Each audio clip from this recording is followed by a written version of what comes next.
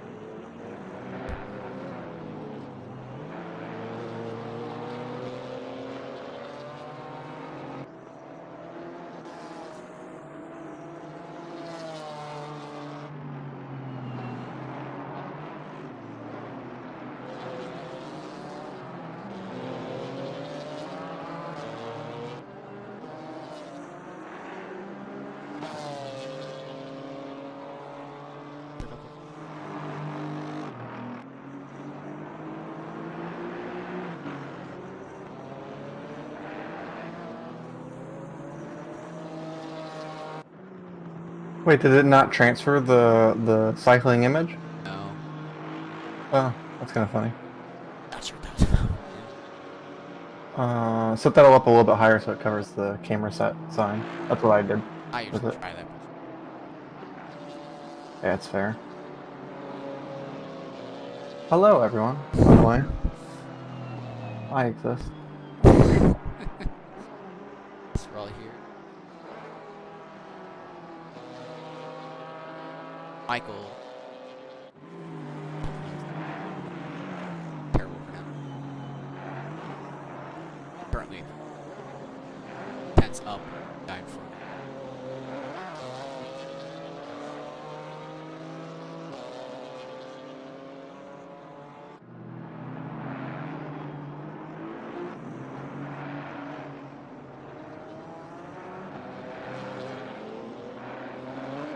Hold on.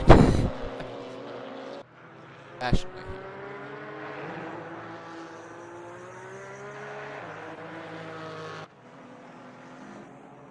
Oh, now we're watching. Decided not to. Michael Lafayette. The fast lap time is. Keith first. Very full. Ryan jump. Hard. First. Come on. 8th plate. Second off.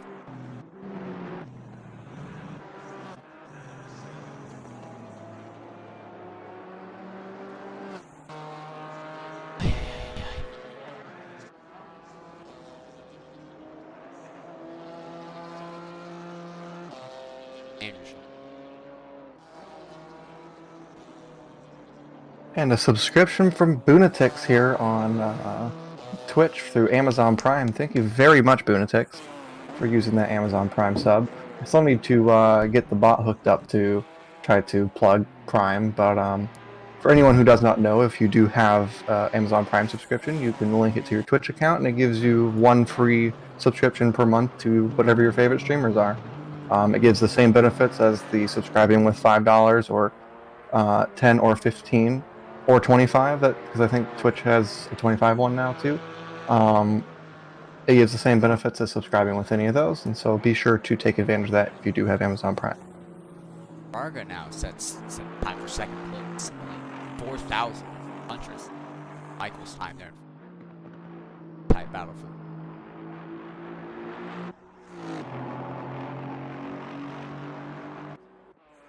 Keith.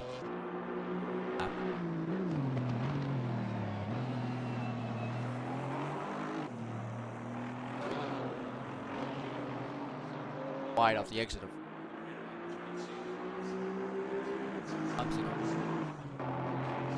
Not slap. Now seeing him take second place. He does improve his time. Actually, goes 4/10 faster. Seconds ahead or 10ths ahead of him.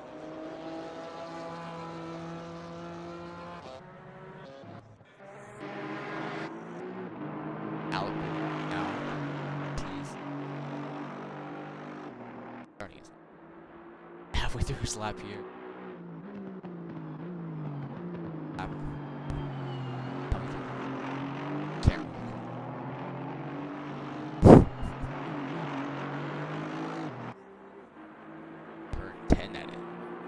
7's.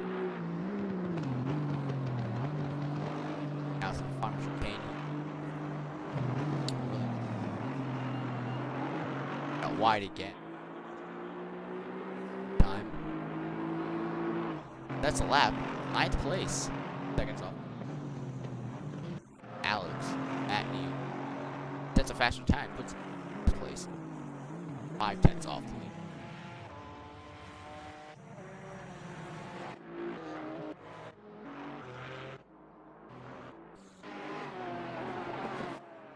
Tom Beth.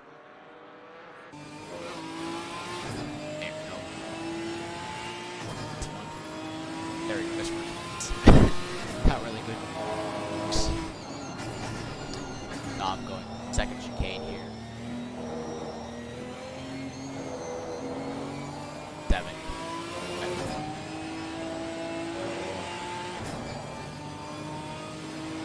See if that is better volume. 5 minutes left in qualifying here. Very tight with the top 10. It's tight really all the way around. Very similar lap times. Let's see if Dom his times is makes his run down the final chicane here. Breaks just after the 100. Side curve. On both inside curves, actually. Not so wide on the outside one. Right now, across the line doesn't prove 10, 2 seconds off the pace now. Jump ahead. Car there. Coleman. 6th place. Aston Martin.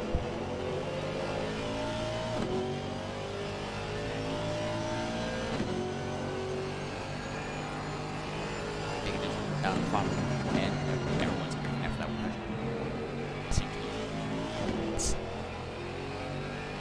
Not running on the outside curve there. Taking his run down the stretch. No flag. It's not improving its time. Jeez, I think Chris now edging out. Christian edging out Dom there for 10th place. Excellent arms right. Exit. Kind of stalled.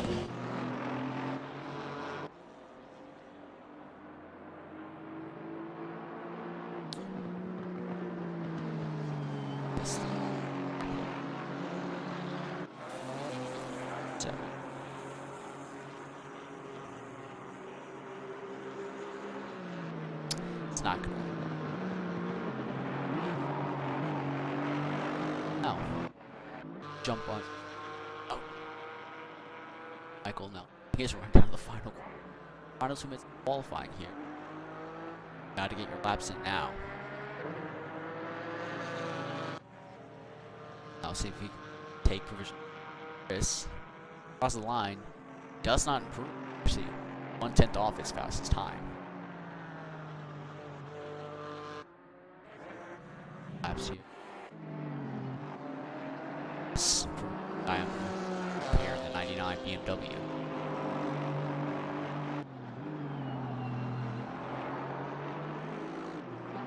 Pretty hard to see that beat.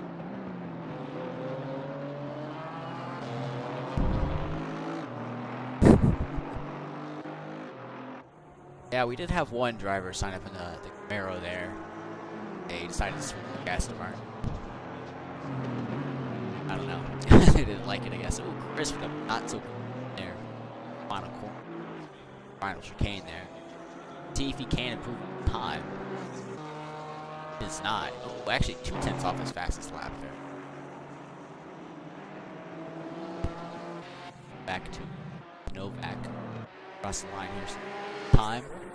She does not. Oh, wait, no. She didn't. Now she crossed the line. Now she improves the time. Half seconds. Off the pace there. Can't really jump back to Taylor Will. Time he does. Daniels does not prove his time as well. Jump back to Michael. He'll be able to get one more lap in here. Not quite. Final minute. Skies. Hopefully. Michael So close. 2/1000ths of his fastest lap still. And now, back. Was there a spin there or something? His qual. Andrew Meta.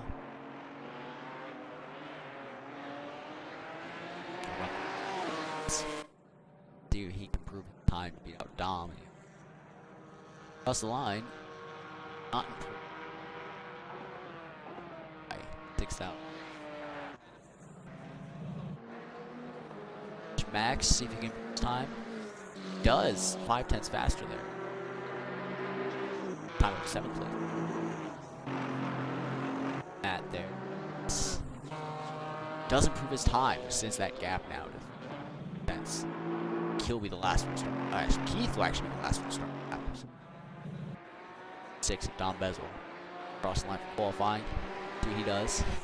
It's not improved. Back there in pit lane. Yeah. Keith with the car of Taylor Williams. Slowing up to the line.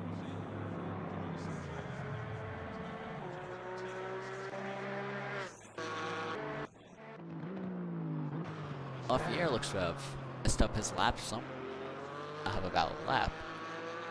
It's like not be the one to edge out him to take pole from him. Even set a faster lap too. That sucked. Just shy.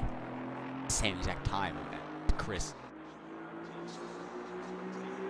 Alec now making his way down the line. See if he doesn't move his time, but not for position. Ball now at a final chicane here. Side curve there. Should be lost a lot of time there to gain any. He crosses the line. Does not move. Back to Matt. The cars on track to see if he can take pole away from Chris. Not sure where he's at in time comparison. Cross the line. Does improve his time, but not position. Touch key now, last car. Cross line for qualifying. Time but not position. 9. See. That final lap there. Michael. 5-6. Oh, he would have just beat out Chris. And it's this close battle up front. 8. Andrew pace around, trying to end. Do you have it set up too, where the Discord voices and the game are on 2 different tracks? No. Okay. I don't know if you have 2 different. I don't know if you have 2 different sound outputs or not. But Bunatic was saying that my voice is kind of quiet. At least I think that that's what he's referring to.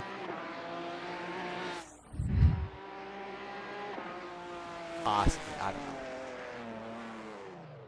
Oh, it's Andrew Shaw. As the Janetta is having a little bit of too much fun out there on the racetrack. I guess that's what happens whenever you give someone a race car and a racetrack on their own time, huh?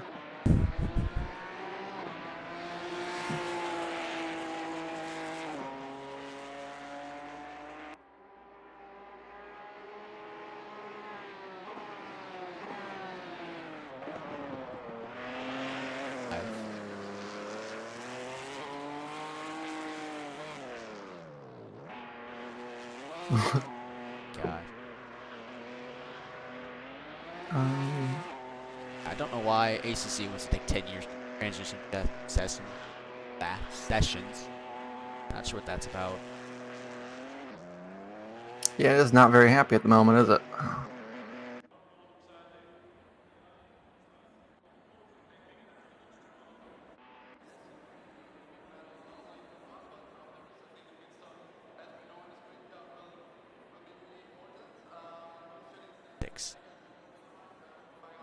There it is.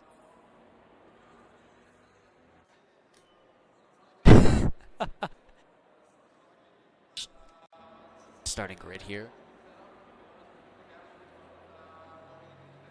starting a pole, we have Chris Bruno, 99 BMW. He was able to barely edge out Michael. Michael got an invalid lap on his last lap. I think he was this man back there.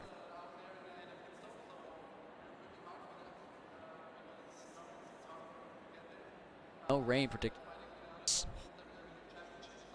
Mandatory pit stops or anything. Sprint.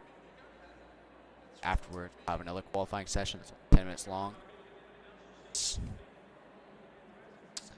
8. Pair. This year.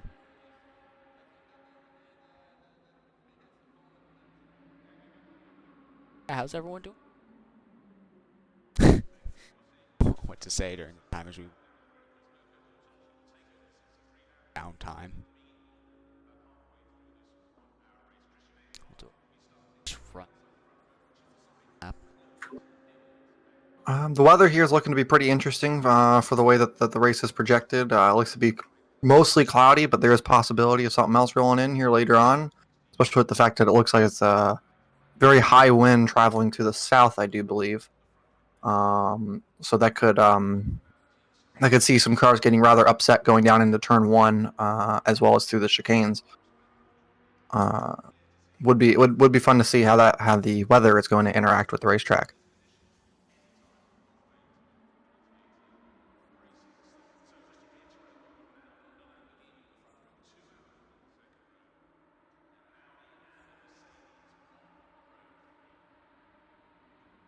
Oh, is that? Okay, that is.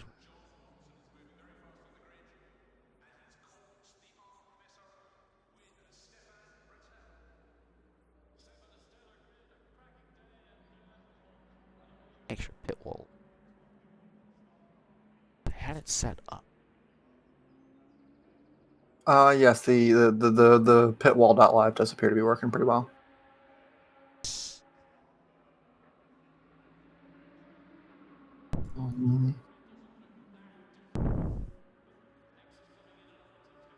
Obviously, the data will update once we get rolling. I do wish they would update it though to where you could have a specific link for your channel. That would be nice. Just something to where it's easier to share it. Okay, we're gonna start this real quick because for some reason I don't know what's going on, but my broadcast overlay is being. I don't know. Something. Classic. Session. What do you? All right. I'll have to restart my ACC after this then, because like it's an issue on ACC's end. Good to know. Okay. ACC, give me the right car. There we go. Okay. Now, cars are rolling off for the formation lap here. Do our race rundown. 17 cars on the grid. Mix of all levels of talent. Everyone from pro drivers to AM. Currently, starting on pole is Chris Bruno in the 99 BMW. Followed closely behind him is Michael Lovier. Probably butchering that name. In the 327 Porsche. Followed behind him in the other Porsche is the number 5 of Peter Varga. Fourth place, we got Matt Neal, 200, Aston Martin. Fifth place, we got Max Leonard in the 37 KTM Expo. Sixth place, we have Martin Kozik in the 983 BMW M4. Seventh place, we got Christian Kompregger. I'm probably again butchering these names. The 46 Porsche. 8th place, we have Salman Saad in 198 car, Aston Martin. 9th place, jeez, what they're doing. Keith Hurst there in 9th place in the Aston Martin as well. 10th place, we have Alec Bolin in the number 6 Aston Martin. 11th place, we have Dom Bezel and the Ginetta, 36 Ginetta. 12th place, we have Daniel Zolder in the 17 Porsche. 13th place, we have Andrew Shaw in the 22 Janetta. 14th place, we have Taylor Williams in the 222 AMG.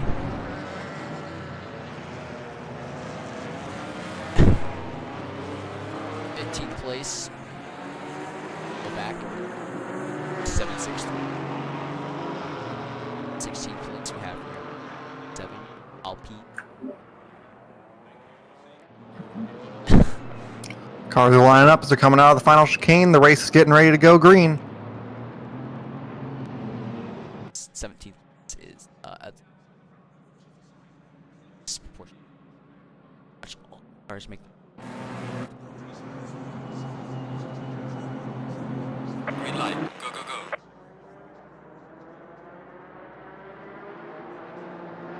down a little. Michael able to get the outside move. Pass. Like Peter actually looking side there. Oh. Just falling down the. Just taking the lead. Trying to look for things better.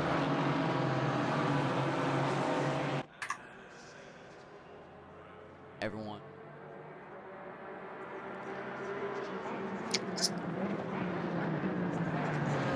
They all seem to survive, but they're not leaving much on the table. Everyone is definitely pushing it to the limit.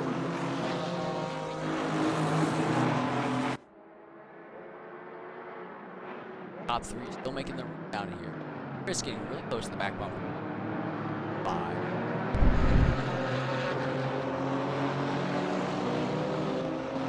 Lead packs.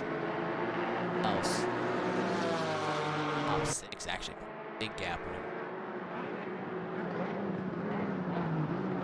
Chris looking inside.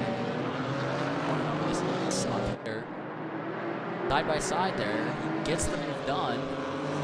Lots of behinds. Final chicane. That would be turn 8 there. Boulder to shorten it because I'm not going to try to pronounce what its full name is. So I apologize to the locals who speak the language. I do not. Michael takes the lead. Lap 1. 9. Barber. Kind of been fairly spread out.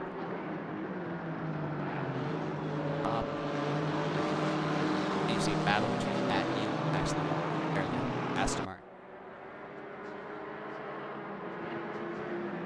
It might be really not very high speed, a lot of downforce. Yeah, the KTM though it does not like curbs all that much. So, well, it's not that it doesn't like curbs, but it doesn't like high curbs. Max. Oh, as they definitely it sent it there. There you go. Get the position there. Apparently, Matt did not get the memo that the KTM does not like curbs.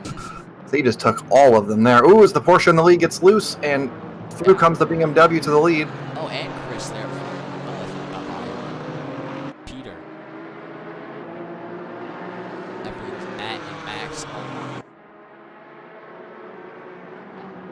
I do believe they just took a little bit too much of that inside curb going through the second chicane there, and the car just got a little bit upset and washed wide. Battle top 5. Also roughly second or two. One unique characteristic about this racetrack is that chicane, in which consists of 3 corners, is all listed as 1. So you actually have 4 total corners that are all listed as turn 7.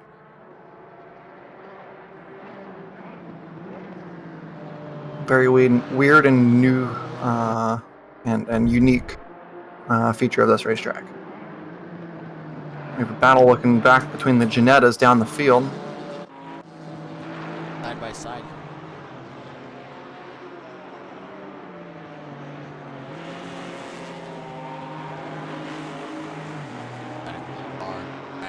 Last position, top 10.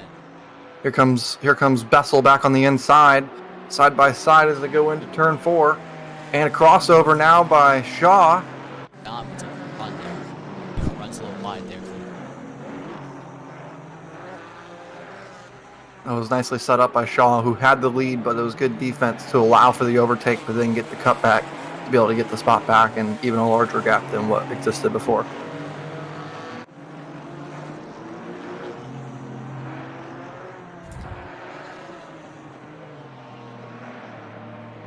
That always dominant.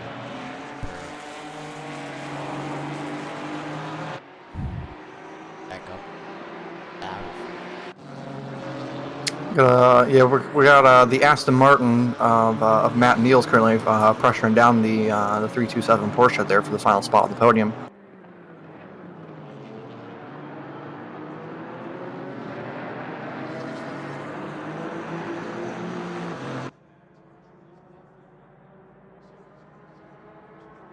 Battler hiding the back. Oh yeah. Alec will. Alec gets the chicane. Keith trying to make. Oh, he actually side by side on the final corner. Lines to make the big fit. It's like Keith comes off.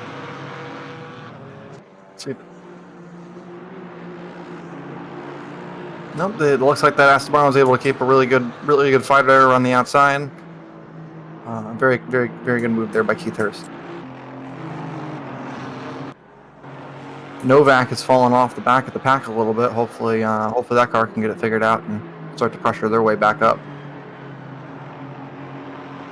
Gaps. Running out. These cars using up every single bit of that pavement, almost to the limit of the track here, because this going through that turn 7 section there, it's very confusing as to what the track limit is, because one time you can stick 4 tires off and the next time you can't stick 2 tires off, and so the track limits within the game get very confusing down there. So they gotta be very careful, make sure not to get penalties, especially because I do believe that the 327 Porsche as well as the number 5 Porsche already have track limits penalties, or track limits warnings I should say. Just from what I've been watching on them, it does appear that they've cut a couple times. So this could be a battle of attrition whenever it comes to those warnings. I mean, you only get 3 of them, and then you get a drive-through penalty. And in a 30-minute sprint race like this, any sort of penalty like that is going to be detrimental to your chances at success.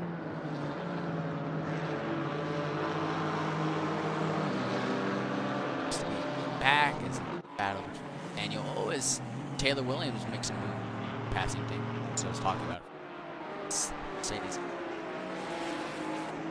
I do believe that was a double change for position there, because I think that the Porsche was behind going through the final chicane and then got the pass going down the straightaway, and then the Mercedes went back for the send back into turn 1. These cars are just jostling for positions back and forth with each other at the moment.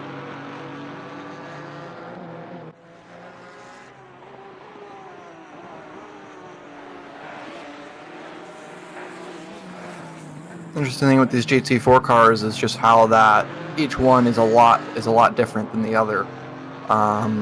You kind of get used to how in a GT3 most of the cars will have very similar performances all the way around. In GT4 there's definitely clear cars that are better on straights and clear cars that are better in corners and cars that are better at curbs and so on. And so it's very interesting to be able to watch how these GT4 cars have their uniquenesses between each other.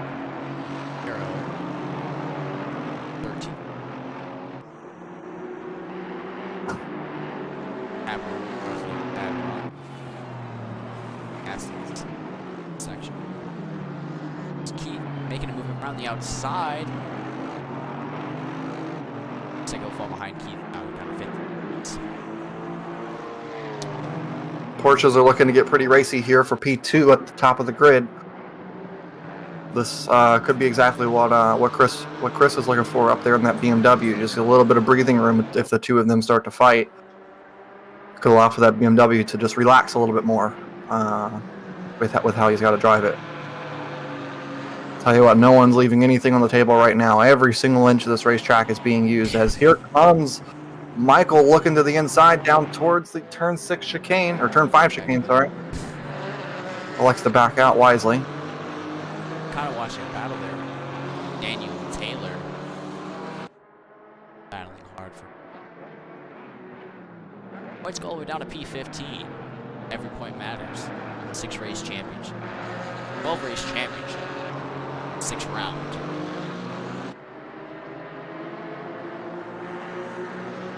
Every point definitely matters. Every position for sure matters.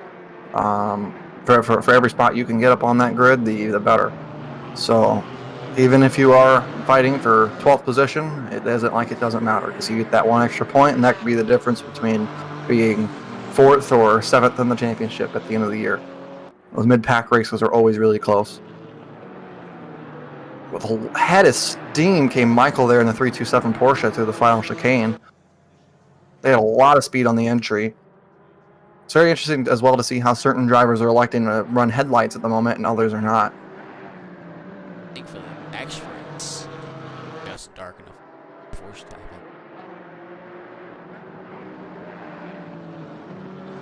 Gap at the front's now 1.5 seconds, and here comes again that number 327 Porsche. It definitely seems to be a lot faster through the turning and braking bits. However, that 5 does appear to be a little bit quicker on the straightaways, so you got to wonder if they have a difference in downforce between their setups. Maxing. Turn 3. Michael's kind of stuck. 9, 6. Spin.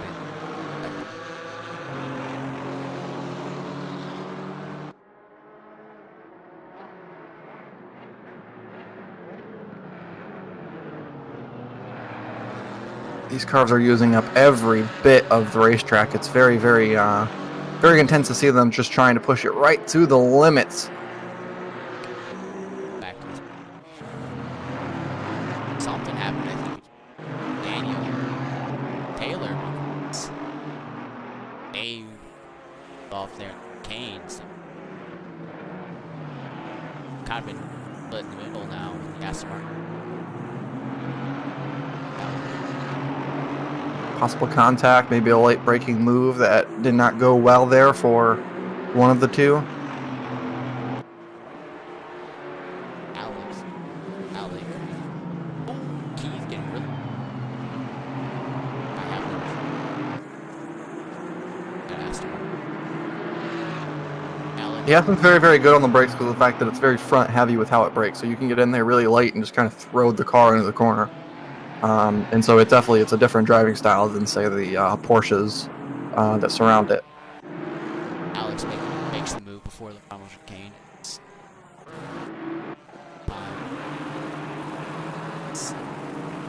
Keith not able to get around his they're almost trying to go all the way around. Taylor tries to move on the inside, doesn't quite make it work. Tap.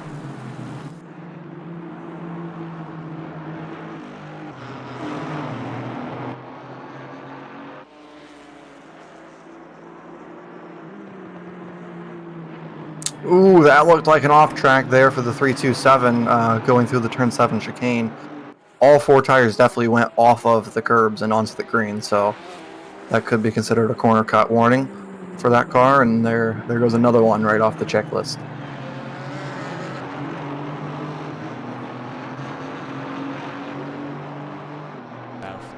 Track map. All around.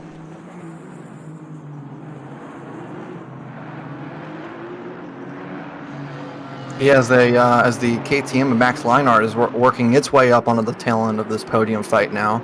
So we got 4 cars all looking to fight for that second position.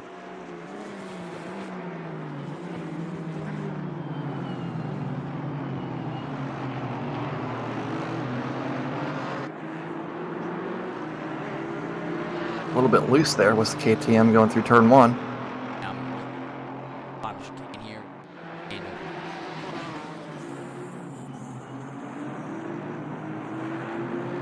Might look for there. Has been taken on the inside playing eyes. Trying to defend, he doesn't try to get far back, so not quite going. Trying to get around the outside, or inside now. Daniel still has his nose in there. Keith actually runs a little wide there through the lead. Still side by side. Now falls back in line. 17.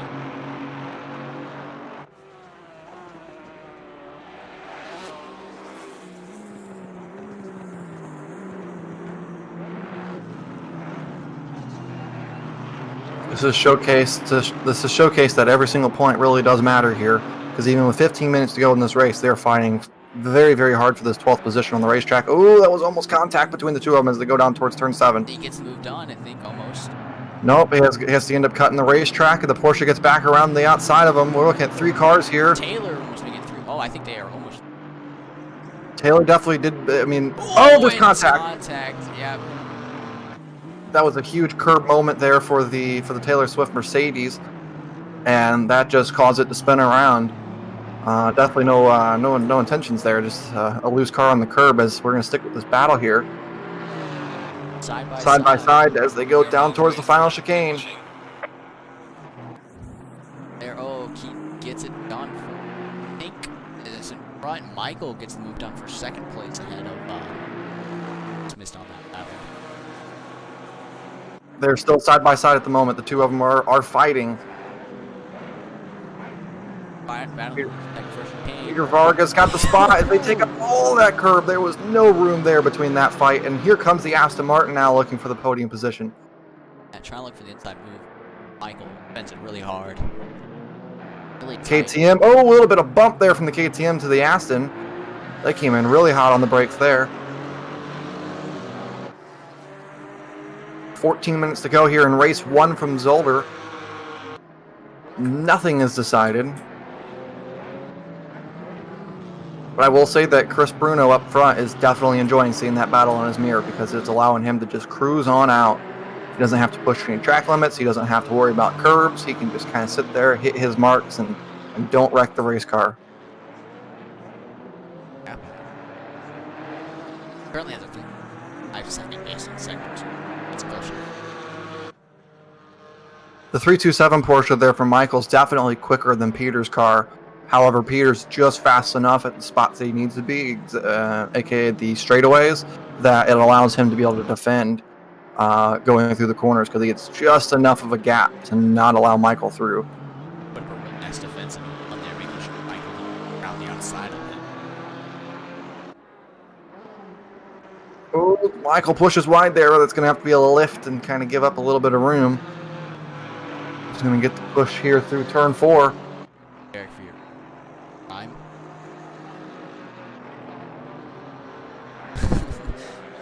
Derek McCourt, D-Doc with the with the resubscription there. Michael try looking for a move there.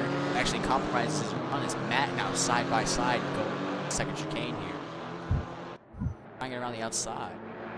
Fantastic opportune move here by the Aston Martin. They saw the mistake from the lead. Oh, and there's contact. Oh, Michael tried closing the door on them, I think, and caused him to get spun by the Aston. He's now. And now through that, the KTM comes on through to the podium spot.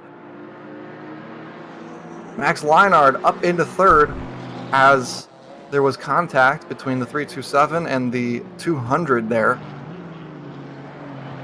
Dramatic scenes as they go through the turn 7 chicane.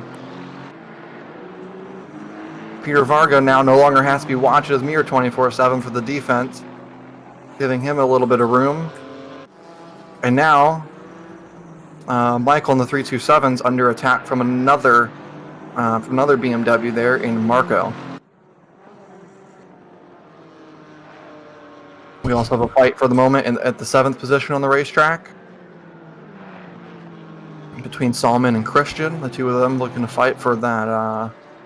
I do believe that is a 2-point advantage there to swap up that position. Can't quite remember. I know it stays consistent for the top 5.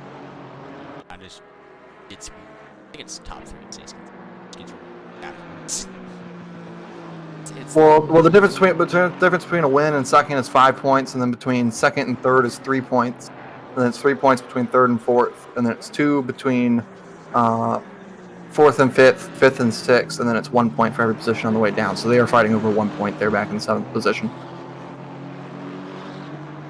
Max with a defense making, trying to get Matt to stay on the outside. They didn't even pass the turn. Battle now. Hold it inside. 5.5 second gap. Being the leader. Just over 10 minutes left in the race.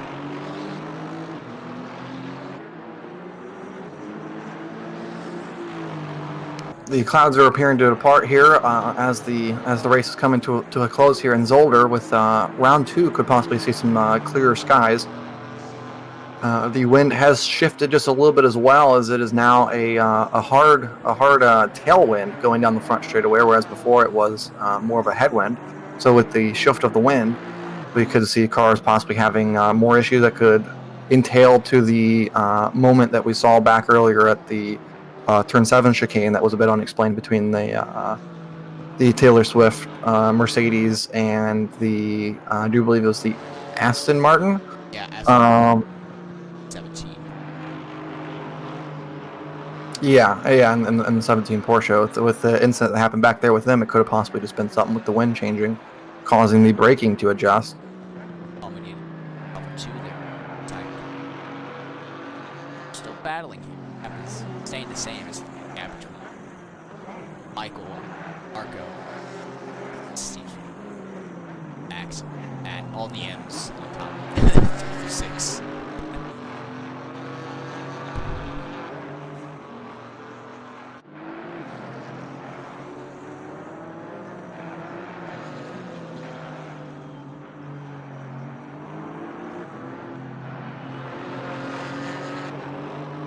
Very bad run there for Marco and the BMW going through the turn 7 chicane. That's going to allow Michael and the Porsche to kind of get a little bit of a gap there on that and not have to look into their mirrors. There's a track sign going through the turn 9 chicane now, sitting on the racetrack, and so hopefully no one hits that. Was Alec drive through penalty track limit? Not going to help him out at all. Actually, That might take him out of the points there, and that could possibly move Novak up into the points. possible. Let's see how close. Got a pretty big gap. Quite a second. Not quite sure how long pit road here takes, but I do believe it's something like 45 seconds. So it's definitely quite a loss there to get that drive-through penalty here at 8 minutes remaining in the race. As here comes Alec onto the racetrack now, or into the pit lane now. So that'll settle for us which one it is. How far back does he fall? It's going to be quite a bit, as the car is still only halfway through, as Novak is coming through the final chicane here. He will definitely lose 15th position, and here comes Novak. I think it's going to be a race between those two as they come up out of turn 1. Just exits the pit lane. Into turn 2. A race for the final spot for points. There's the rejoin. It's going to be really close between the two of them. Novak just gets through. Slip to Aston Martin. Ace.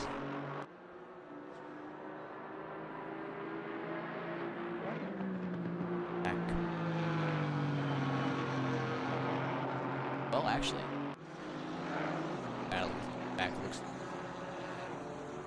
easily past her. I imagine Novak probably didn't put up too much of a fight, knowing that she did not have the pace, at least as of so far, with very little practice in that car at this racetrack.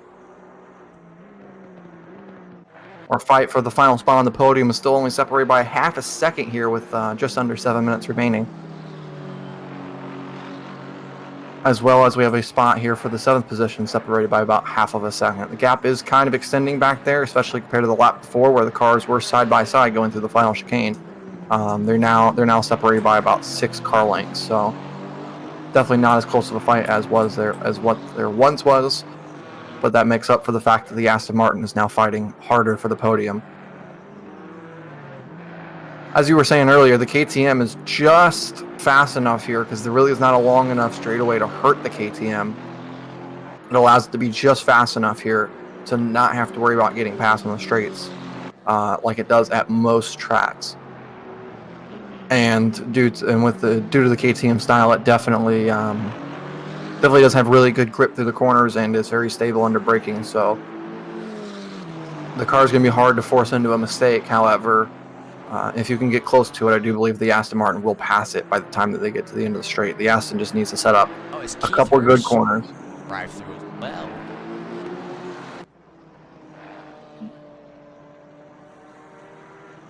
He's currently in 11th as well. He could also fall off into that same spot. He's looking for a very similar hole that Bolin was just in, because I do believe they were only separated by about 2 seconds prior to Bolin's penalty. So Keith Hurst we probably expect to fall in just behind Novak as well again.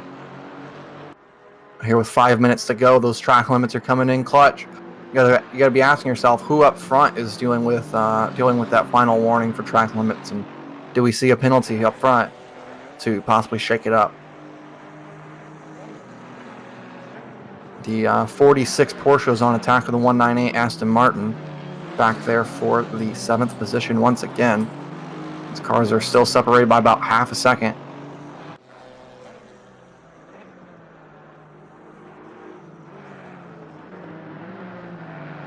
Meanwhile, the gap between second and third is also closing its way down, now down to just 2.5 seconds compared to 3.5 seconds just a lap ago. Gap between Max and Max. That's now a second, 6/10 between Max.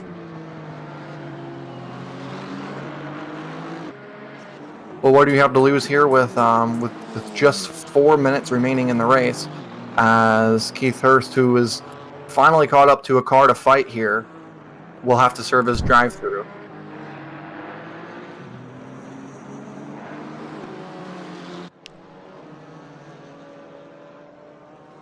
On the grid, the one lonesome Alpine of Ramiro Perez. Might be able to up to 13th after 5. Battle. Come on.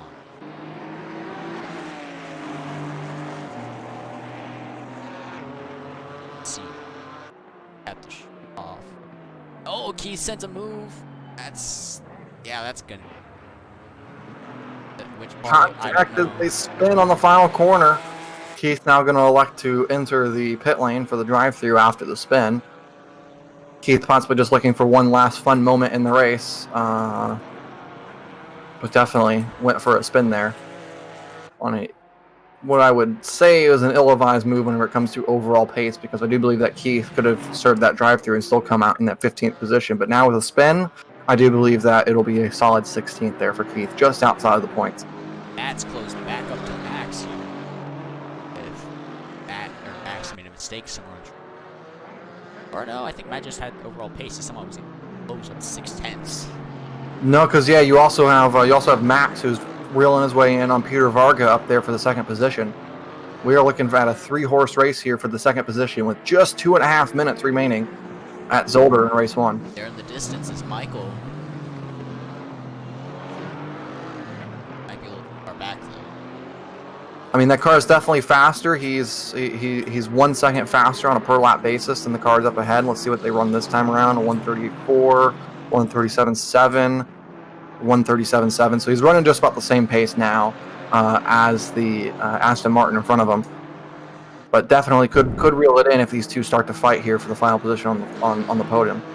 That would not take much, as the gap is only 3 seconds. So just 1 or 2 corners of these two cars fighting, and definitely Michael will be right there. He's in a prime position to pounce on a mistake. Seems like the gap between Chris and Peters now was 10 seconds. Oh, it's 8 now. It was like 9 point something. Across the start finish. Yeah, I do believe that Peter Varga has been falling off here these last few laps. I don't know if it's necessarily that Bruno's getting quicker, but rather Peter getting slower, as the cars behind have also been reeling him in really quickly. Matt and Max now battle here. Really close. Looks like Keith came up just in front of Novak. Just in front of Novak. That's very, very fortunate for him to be able to make up for that. However, penalties could possibly remove him out of that top 15 once again. The 17 and the 36 appear to be kind of close on the racetrack right now, but I'm going to stay with this battle up front. Because this is a big deal right here, as they are fighting their way up as the leaders are actually catching up now to the tail end as the white flag's starting. Like flag for the final lap. we will have lap traffic here. This could play into effect for the battle here for the final position on the podium on the last lap, suggesting that, or depending on the pace difference, that could cause issues. Can't quite see. Oh, 46 in the that there.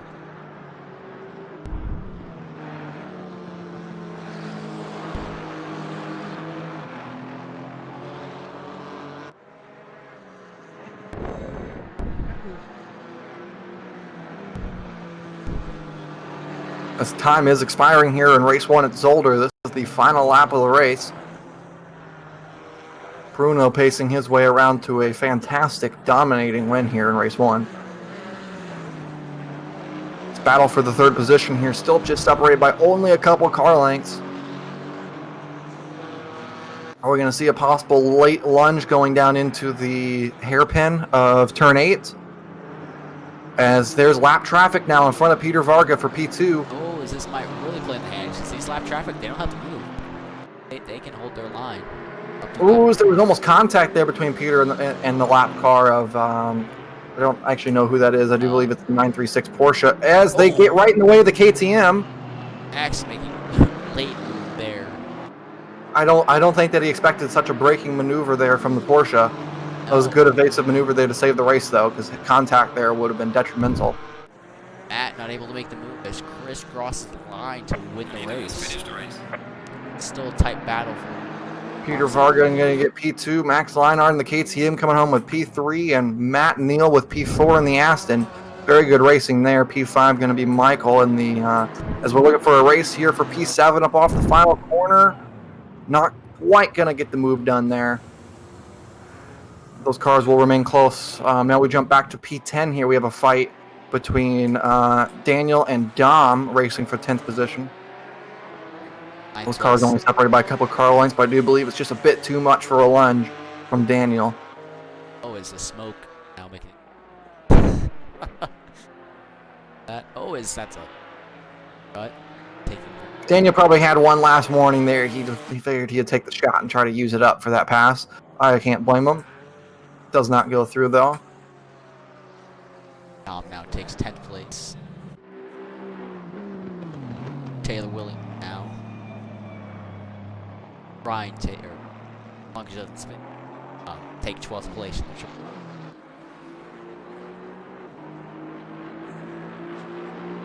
Now, Chiefs also go.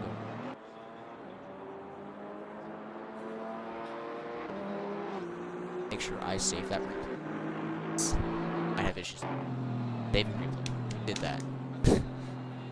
I have it saved as well, so worst comes to worst. Have a quick intermission here. Game.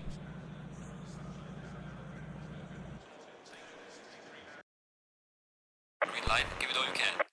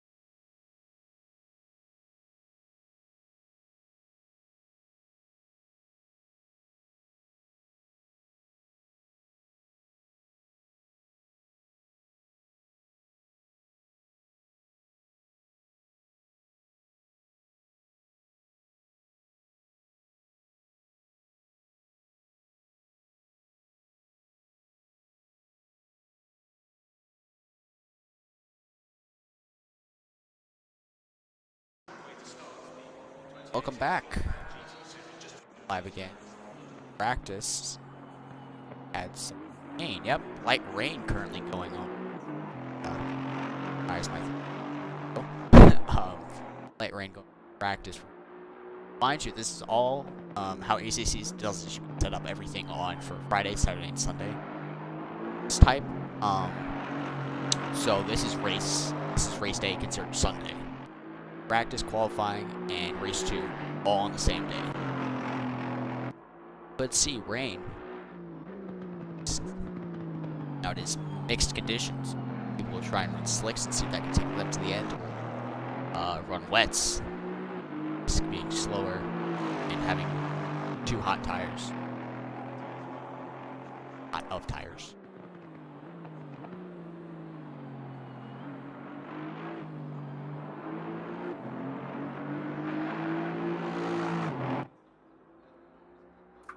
Yeah, definitely. With the way the conditions are now, I think that slicks would be the optimal tire. However, in terms of the long run, I don't know. It'll all depend on how it's going to progress. But based off of the way that the clock appears to look right now, definitely I think that the move will be to go to go with the wet tires by the time of race start. Qualifying though, we could still see it on dry. I realize that your screen does not appear to have the Oh, I took the but the track temperature, wind, weather, and so on up there in the top right. let's see if we can find that, because I have no idea. This game. What is that called? I Be under HUD somewhere. Session info. All right, now you have that enabled. Yeah, that tells you what time it is and everything. Okay. That doesn't. Oh, why is that? Why is that like that? Why is that considered tires? Wait, really? Is that a part of the tires thing? Yes. Yes, it is. Okay. I mean, I'm not gonna question it too much. I question it.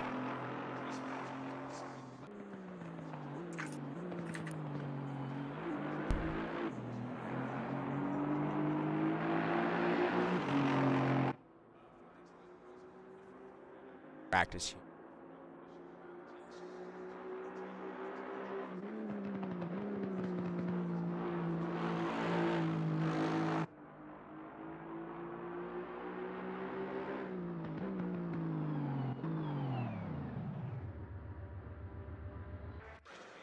So we now jump into qualifying. Oh, Green light, show them what you got.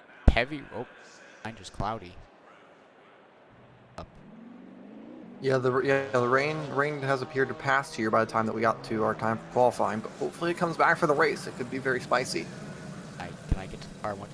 At the car I want? Car I want? No. Chris, the first guy off on pit road. Track is still optimal, surprisingly.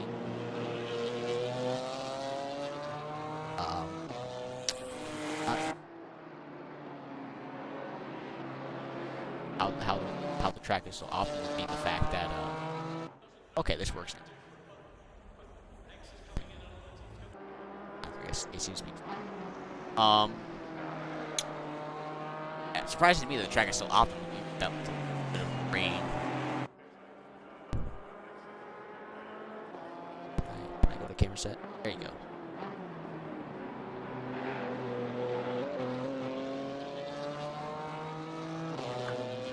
Of course, qualifying here for race 2 is shortened by 10 minutes, which is why there's the additional 10 minutes for race 2, or 5 minutes. Sorry, not 10 minutes, but 5 minutes, from 15 down to 10. So that does definitely add a little bit extra layer of attention that is needed for.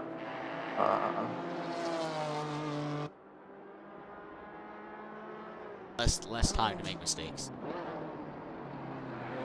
Make a mistake, it's gonna have as much time to go back, make up that mistake. One good thing is just get a banker lap. Instead of banker lap, you're already 10 steps ahead of the field. Without a banker lap. So, Now starting lap selection. Right on. Side cameras. Cars now. Big pit lane in front. That's one.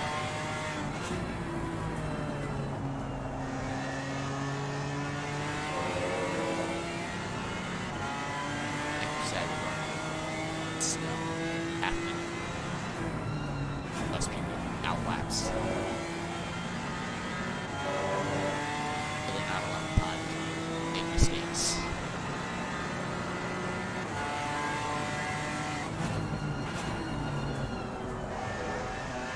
It's now beginning.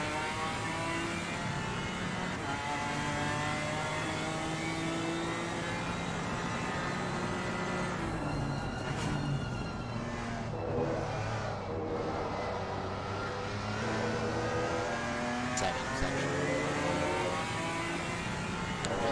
Personally, how I like keep the reps high. You drive it how you want. Down to second now. Burn 8. Down to the final chicane. Lap time peak. Sticking it.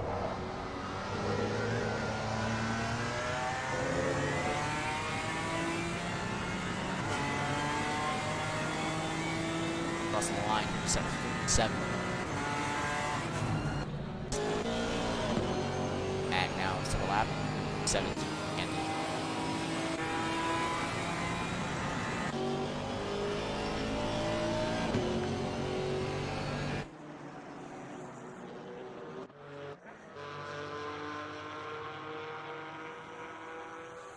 As everyone's starting to hit their laps in finally here, there's yellow flags here in Sector 2.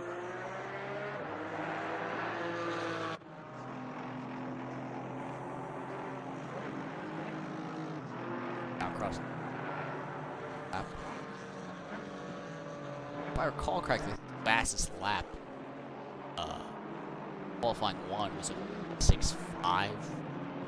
6.5, 6.7 I think it was, but that was an inbound lap, so I think fastest lap was a 5.7.6.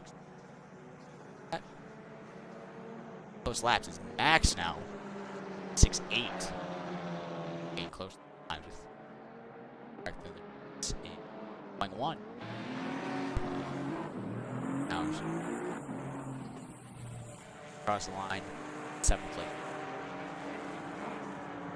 Out laps. Yeah, just halfway to the session. Up for Keith Hurst here.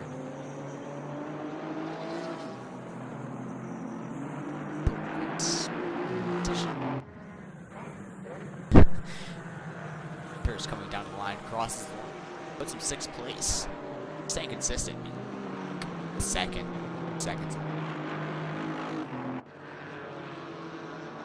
There's nothing wrong though with a little bit of racing here in the qualifying session. You can always have never have too much practice for battling with cars that are around you, especially if it's a car that you're not normally racing with.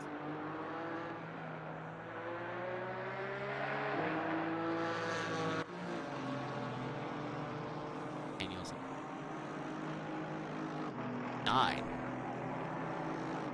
KTM's currently sitting on pole right now by 2.5 seconds, or 2.5 tenths. Not 2.5 seconds, 2.5 tenths of a second.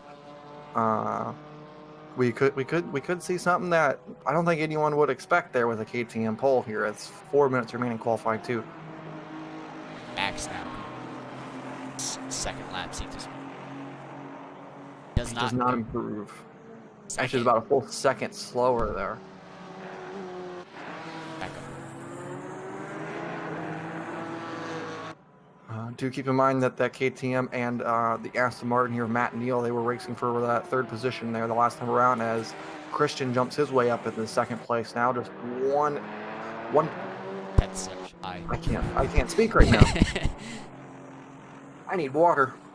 Across the line, we're 11th place. Absolutely.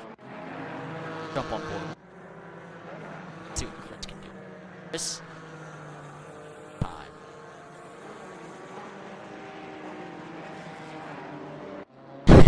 Could just be me. manage everything. A lot to watch. Final 3 qualifying. Section is flown by. Alec, last few cars rest to the lap here. P9. Right there, back there. Taylor Willis. Still a valid lap. Daniel. 12. Actually, not for getting confused. Dom Ben. Etta. Time he does time. Seconds off the pace.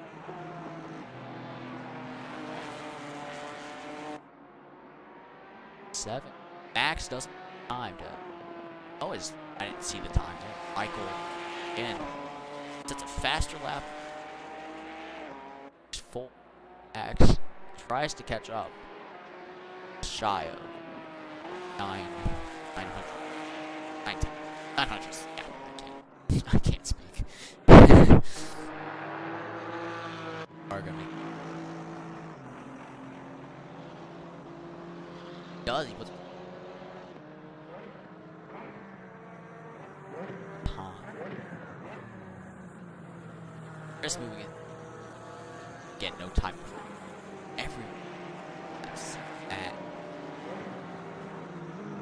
That does it. That'll actually be qualifying over. He can't get an outlap in. Last lap.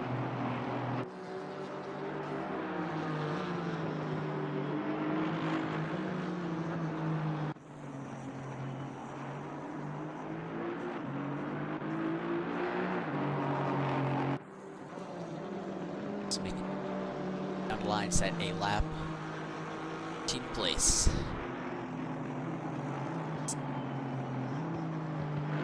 Not at lap. Axe. Taking.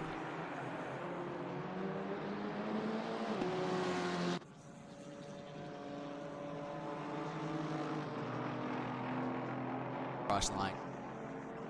Slap.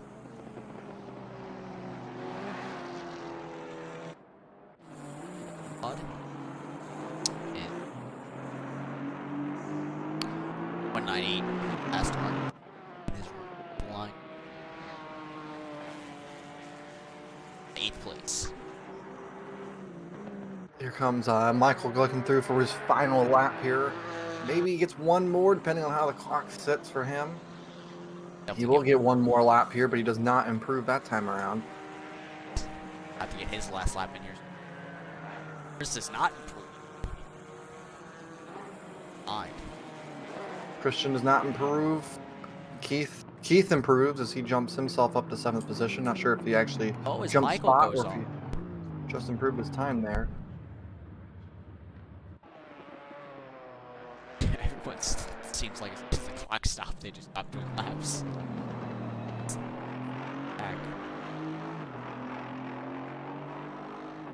So it looks like as if we're going to see one 1/10 of a second, no, 1/100th of a second separating first and second place.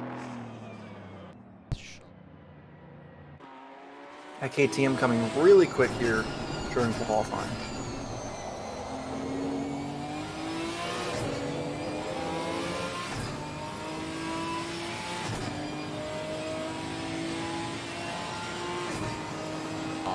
Time to get top. Get out of 8th place. Up on his. Oh, is he? Was able to lap? That was well. Odd. Yeah, there was still time on the clock, and then it was just suddenly it's like, nah, you don't need to settle out. This game just seems to hate some people, huh? I don't know what that's about. Yeah, there's our qualifying order. Michael now. Dropping order. Able to hit laps as fast as they were.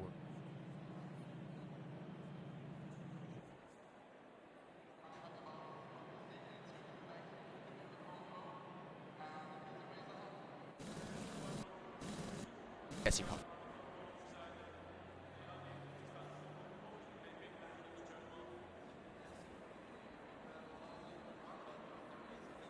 Safety car.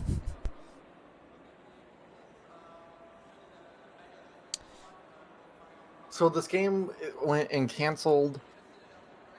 It canceled the qualifying lap for Shaw there, but then instead of just advancing to the next session whenever time expired, it's now leaving us sitting here. So not only did he not get a lap, he also has to sit here and look through an end screen to reminisce about the fact that he didn't get to set his final lap. So if we look at times here, actually not. KTM had the fastest sector 2. Not able to be faster in sector 1.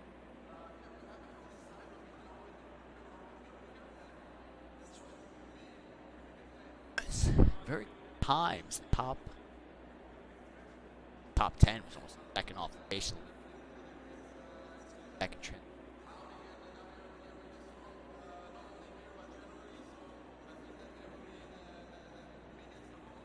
Now we wait.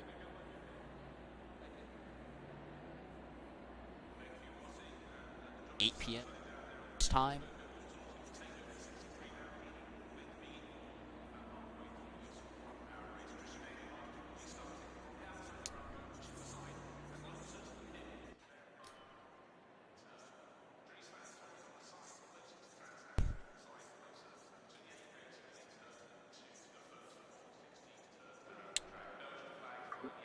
Yeah, by the end of this one, we should possibly see a sunset. It does kind of seem like. Hiding off the distance.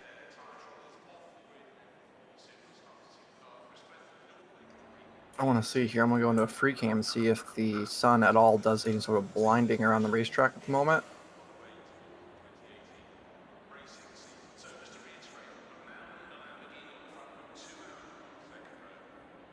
Yes, as they come up out of, I believe this is turn 3. Yes, as they come up out of turn 3, there is definitely some sun blinding off behind the windmills. Makes for a very scenic and pretty looking shot. However, for the drivers there, at what is already a pretty chaotic and hectic, tight spot on the racetrack, to have the sun blinding their eyes there could cause some more issues than what we saw in race 1 there. Possible contact. Just keep that spot in mind for possible incidents next time around. Back to that. This is going to be ISM. Hint into rain. Yeah, the game gave us just that little bit of a teaser, trying to show us that there may be some rain, but of course we did not. I've never realized how big of a river is just outside of Zolder here. It's a very, very large waterway. This makes sense.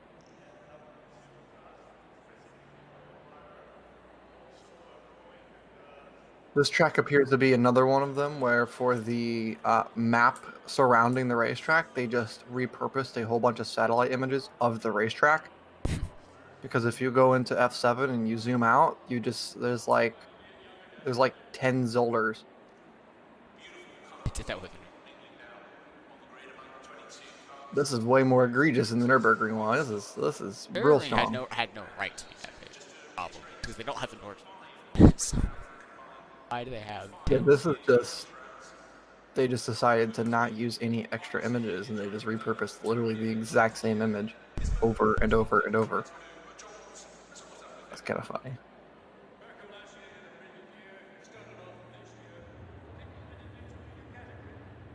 Time. It was really interesting to see how the residential areas have built up around the racetracks, though. Kind of showing the economy of the racetracks and how they work. Hopefully, most of these racetracks don't end up in the same fate as Laguna Seca does right now in the States, where they're limited to the amount of days that they're allowed to race because of the houses surrounding it. I blame. Fudge. Drivers. Lap here. Starting a pole. Michael 7. Behind him. Second place. It's Max Lena. 17. Second row. 99. Place got Margo. 5. So we got Tiger. 6. 6th place behind him, Matt Neal. 100 Aston Martin. 7th place, and the other Aston Martin, Keith. 8th place, Metas. And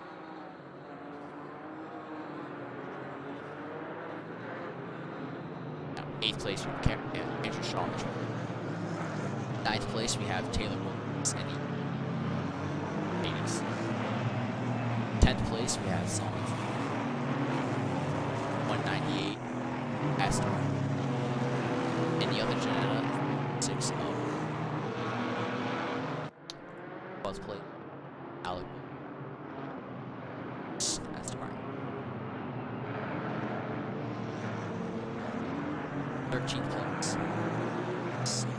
number 93, 983. Place 17.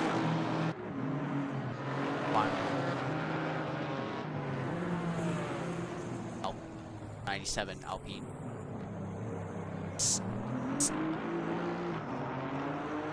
6.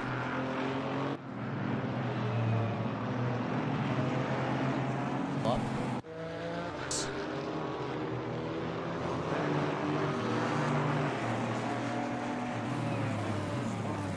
Much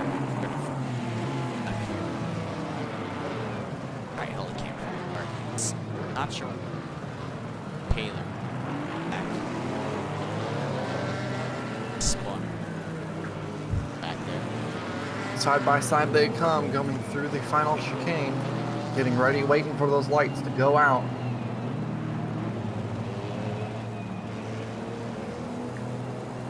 Lights are still red, They're going for a really long hold here. And green they go as they just get to the line. It's like 3 wide there towards the mid-pack. Everyone likes to back out. A little bit of contact there going through turn 1. Everyone's still 2 by 2 all the way through the rear. Oh, contact at the front. Not sure what happened there. Caught it there. Max and Chris made contact. Oh, and a dangerous rejoin there by the KTM, taking out another car, causing the wreck once again. As I said there, with the light shining through the windows, mini cars going off there at turn 3. And we're looking at a little bit of door rub there between the 24 and the 22 machine. Crazy start to lap 1. What 3 wide as they look down toward the turn 5 chicane. What an insane start that was. We still have a battle for the lead up front here. Back. Alec Bull making it. Surprised it does not quite work.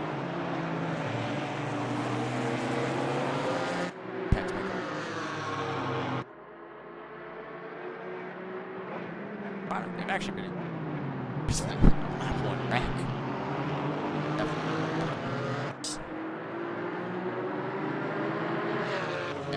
Here comes Peter Varga looking to the outside to the final chicane here. At the inside. Gives them a little tap. A little bit of contact there. Up there, so side by side. They're leaving nothing on the table. They want every little inch of this racetrack right here. It's a 40-minute race, everyone. Calm down. Lap 1. I mean, I can't blame them, but man, this is entertaining. But you gotta think for the long term here. You're going for points. More door checking up front. As they come back through the turn 3 sequence, the light's gonna get in their eyes right there. Just for a second, just enough to push them wide. Michael gives Peter a taste of his own medicine, giving him a tap to go by him there.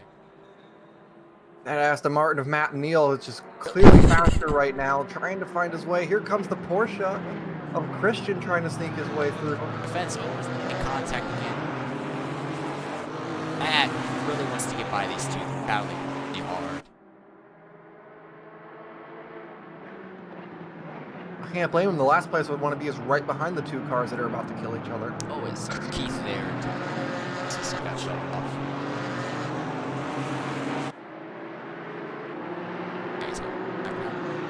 What a crazy start to this race. We've only done 3 minutes and we've already witnessed like 10 incidents. Changes for the lead, cars going to the rear. Oh! And Big around goes lift. the leader. Oh, and he's taking... A big wreck. Oh, he spun cars. Oh, everyone's 4 coming. cars, 5 cars involved. Oh. Keith Hurst makes his way to the front through the pass in the Somehow. grass. Crashed back. All right, everyone's gotten through by Peter Varga, who's doing a turnaround here. Down through the final chicane they come. Door to door here, the Alpine and the Taylor Williams car. Now side by side with the Matt Neal Aston Martin. Lap 2. Just trying to make it. After a rather dormant and calm race 1, this race 2 has been all action so far for this first 4 minutes. Like, oh, it's Oh! axe. Maybe a little bit of retaliation. Team Stanley Esports car in the wall at the turn 7 chicane. Wasn't sure if there's any contact there, but definitely went around. Keith Hurst is now still leading this race with Shaw in 2nd place, Christian Kempmager in 3rd, and Don Bessel in 4th. This is definitely a reverse grid race here to start this one. The guys who were up front during the last race and in qualifying are not there anymore. This is going to be fun to try to see how they try to fight their way through the field and possibly overcome penalties that both of them have. Varga and Loeffler are now together once again, but this time they're fighting for 12th rather than 1st. But Matt Neal Aston appears to be having a little bit of damage as off goes the Taylor Williams car at turn 1.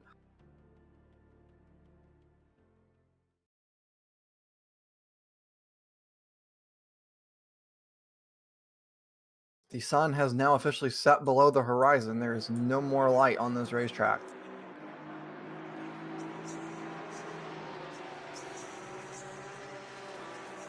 Now we're kind of back here.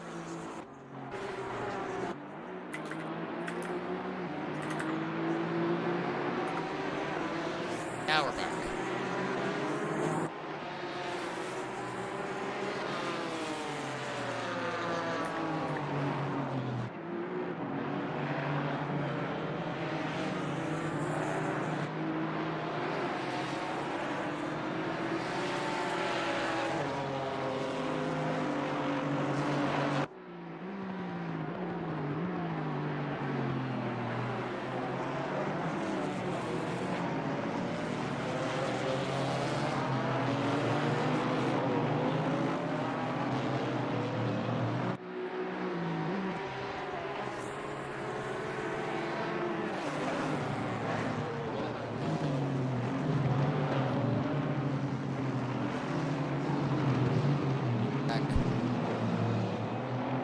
Oh, is Don Bessel down there at the bottom?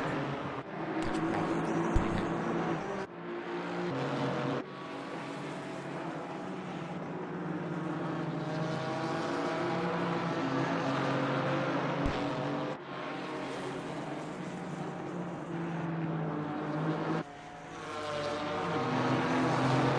This fight here for 3rd, 4th, 5th, and 6th, and 7th. You got 5 cars basically within a second of each other here, all fighting for that final spot on the podium. Keith Hurst is running away with this lead. However, Shaw is still there. Last time around, Shaw was about 0.2 of a second faster, so Shaw could be going for. Oh, as the BMW looks to make their way up from 7th up to 6th, as Matt Neal follows his way down, coming back on the attack though through turn 6.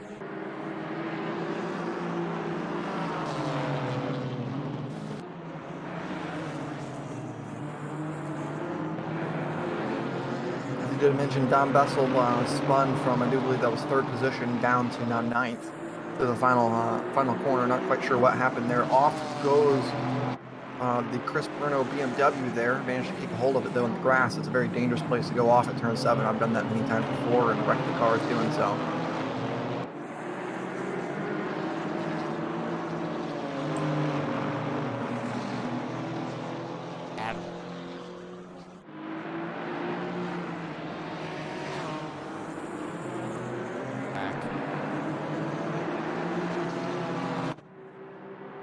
Second. Back.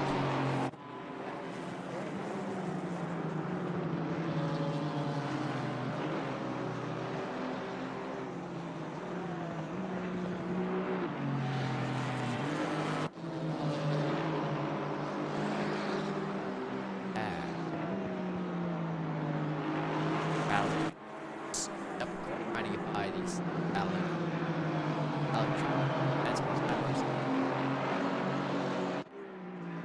Hard racing here. Matt Neal kind of sticking the nose in the middle just a little bit. trying to make it. But I was about to say that's gonna help Bruno there with that move because Alex gonna have to back out, otherwise it will go 3 wide. Because Bruno had it clear on Matt Neal, but Alec Bolin did not.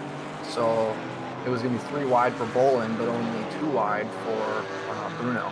Dom gets passed by Max Michael.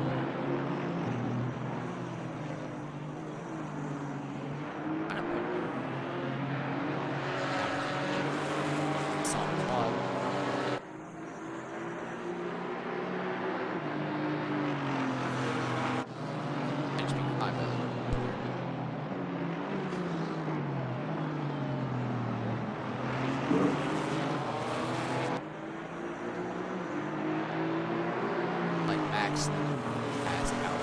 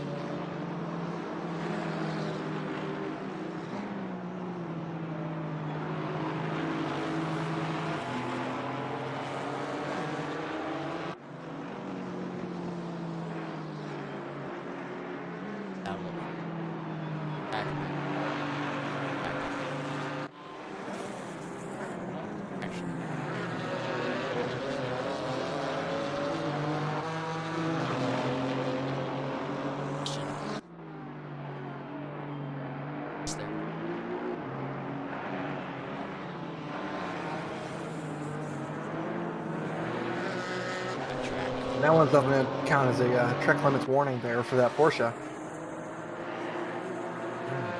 10 minutes now. Oh.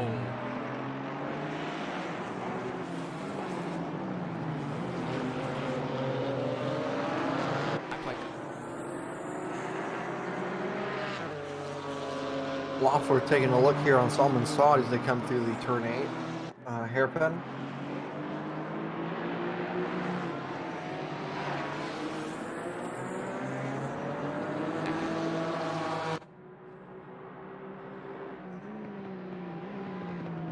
Ooh, almost got a good run there through the final chicane, Michael Loeffler, but did not get it done as Salmon put himself in just the perfect position for the defense there.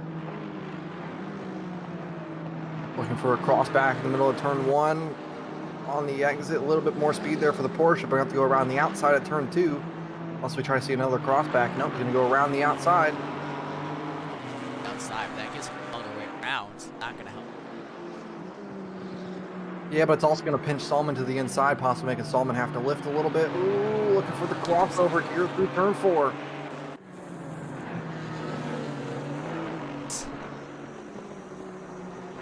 Michael trying it outside.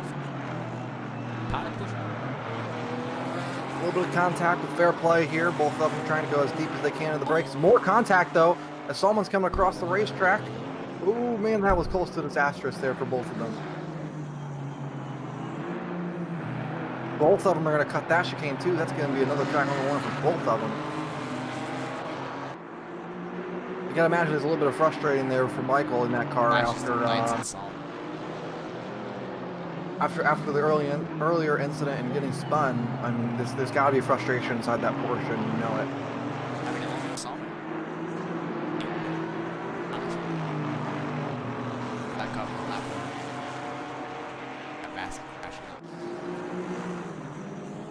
That is a fair point.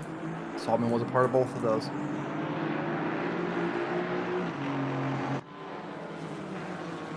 our fight for the final spot on the podium here. Still close once again. Meanwhile, Keith Hurst is sitting on a pretty comfortable 3.5 second lead up front. Michaels.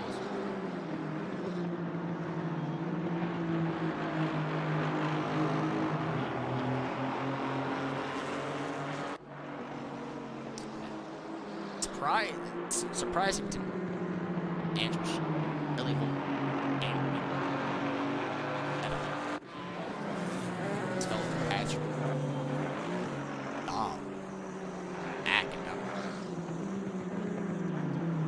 Yeah, considering how close that those two were in pace last time around between Shaw and Vessel, they weren't very far off in pace.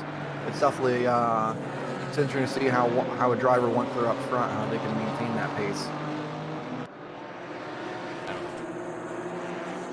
It shows that maybe whenever you're up front, you push this that little bit extra from the confidence you get of being up front. The BMWs are fighting really hard for this 4th position.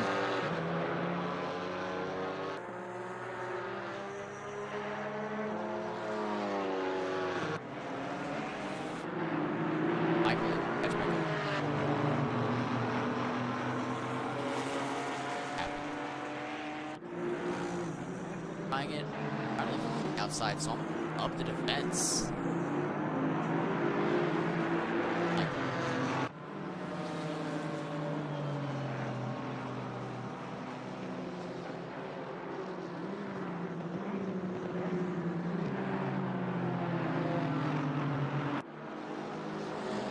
This game, Michael outside.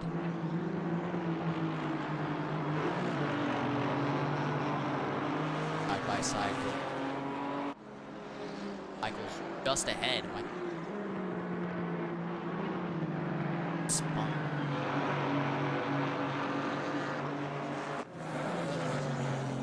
Oh, lots of curb there for our 4th place BMW. Going through the turn 5 chicane, Marco taking every little bit of that and getting some airtime there, losing that 4th position through that airtime. That was a heck of a moment and a great job not to wreck that car. Loeffler appears to have gotten by Salmon down the field there. Now we got Chris Bruno here, who of course ran a very good race last time around, trying to push his way up to this podium position here.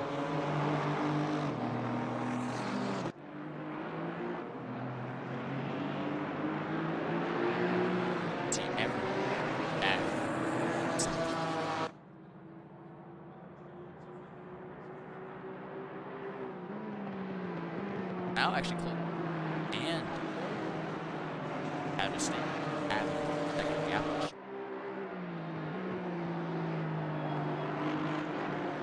Yeah, the last time around, Keith Hurst was about half of a second slower than the time around before, as well as the lap before that was also about a half a second off. So he definitely is slowing down a little bit here, whether it's just playing it safe and just trying to just play his cards to the end of the race, or maybe he's already used up his track limits and he does not want to push any more on that, as there's a track limits warning there for our 3rd place Porsche.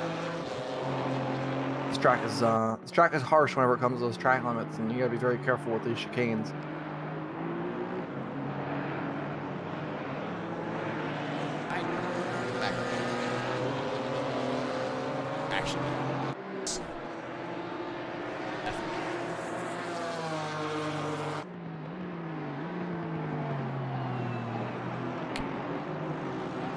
Michael has Alec.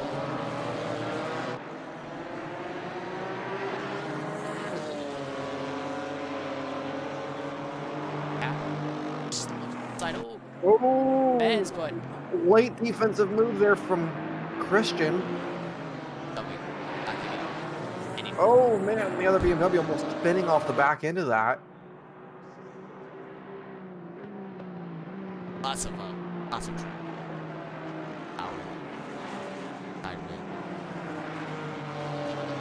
I wonder if Chris is getting a little bit frustrated there as he runs wide through turn 1.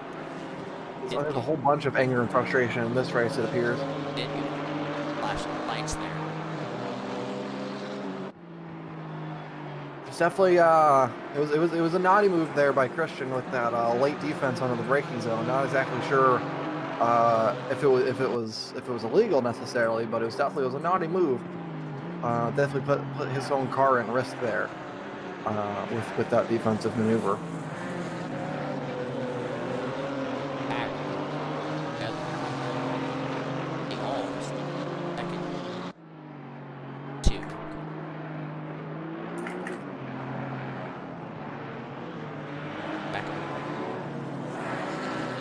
Him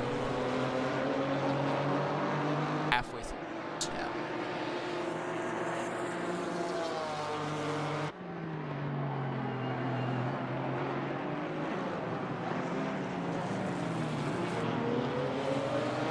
Yes, as you just mentioned, we are halfway through this race, and this first half has been so action-packed.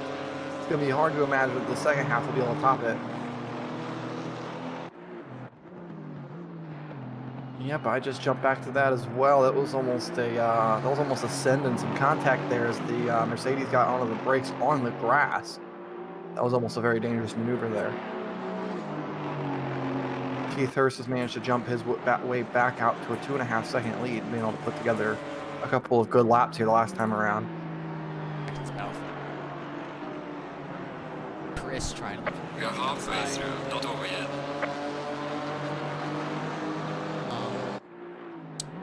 Oh, getting really close there is that BMW.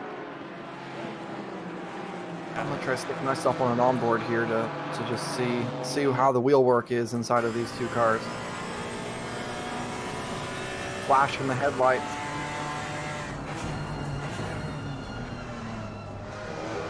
If you get close up, like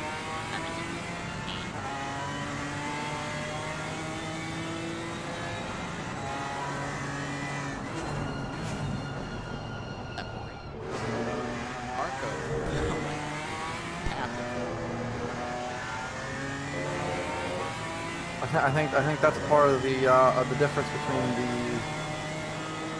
wide off that.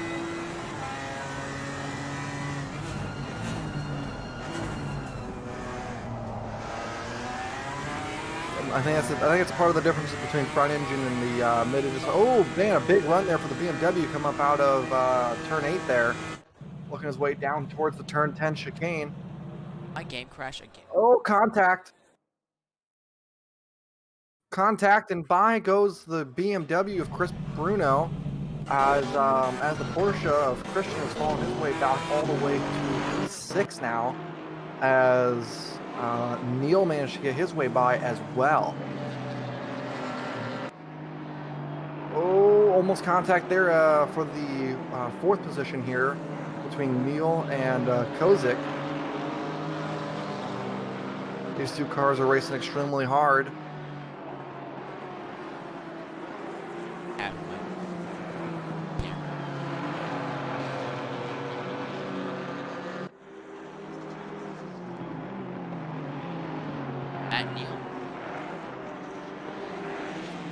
Marco trying around the outside. Still door to door. Gave him a shot.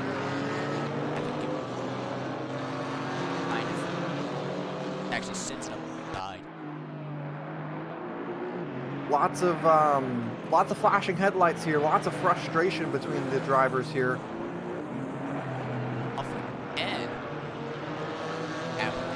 There's probably damage on that car, but I do believe that was just a little bit of a safe maneuver there to not be rear-ended by that BMW of Marco Kozik, who was kind of going for a late lunge there. Well, not necessarily a late lunge, because technically he never lost the position, but he was definitely they were side by side going down in the corner. I think it was just playing it safe rather than sorry between those two cars.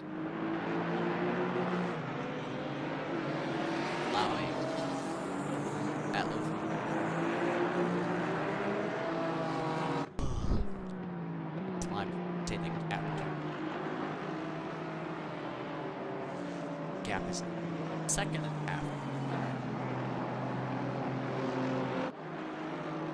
half. We now have Bruno here attacking on Shaw for the 2nd position. Bruno is definitely, he's the fastest car around. He was almost 2 seconds quicker than Shaw the last time around that last lap. So definitely Bruno's the quickest car on the racetrack at the moment. It's just, will he be able to get by Shaw here fast enough with 16 minutes remaining to be able to go run down Keith Hurst and go get himself a win here in race 2?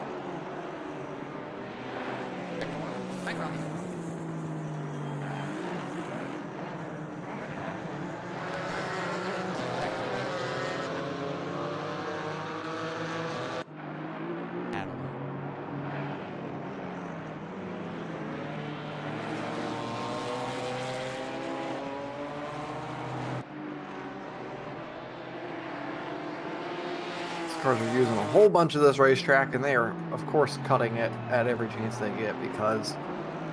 Oh, Chris contact kills at Shaw. Q2. Bruno and Shaw. Bruno goes way wide there, ultimately getting the worst out of that situation. Of course, Shaw still getting very upset there. Matt Neal's now going to be up into that third position, battling for second. Chris falling on 8th place. This brings Max Leinart now up to the 4th position and in the hunt for the podium once again.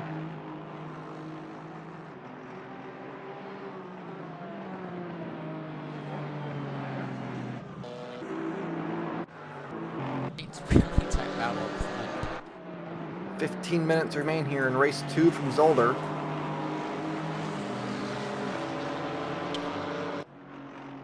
Fine. Aston. Matt.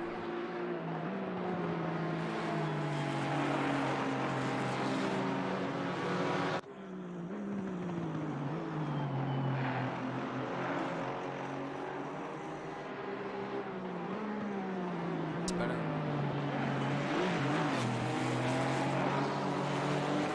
Actually,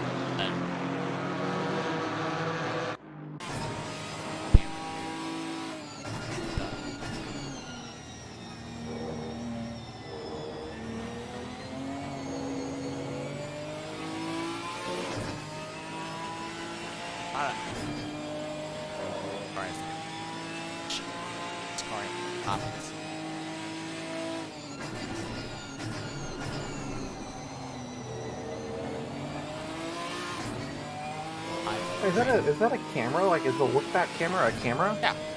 F6. F6? Yeah, see, that's not a thing for me. Wait, like F6 are onboard cameras? Yeah. You see, I don't have that. That button does not work for me. Like, I don't watch Great game. back. Kind of good for watching all the battles behind us. Kind of watching since as the drive.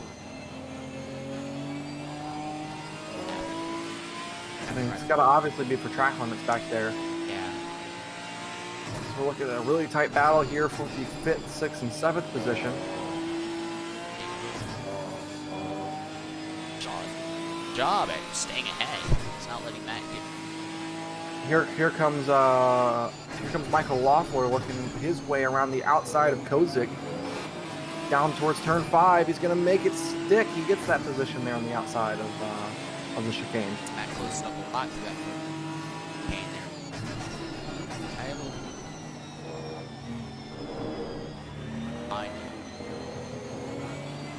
Oh, it's Christian with the drive-through. Oh, that is big. That is big. I knew that they were pushing their limits there. They were trying to get every little bit they could. And obviously he pushed his limits just a little bit too far. As Leinart looking to the outside of the Aston, a little bit of bumper check in there going through turn 8.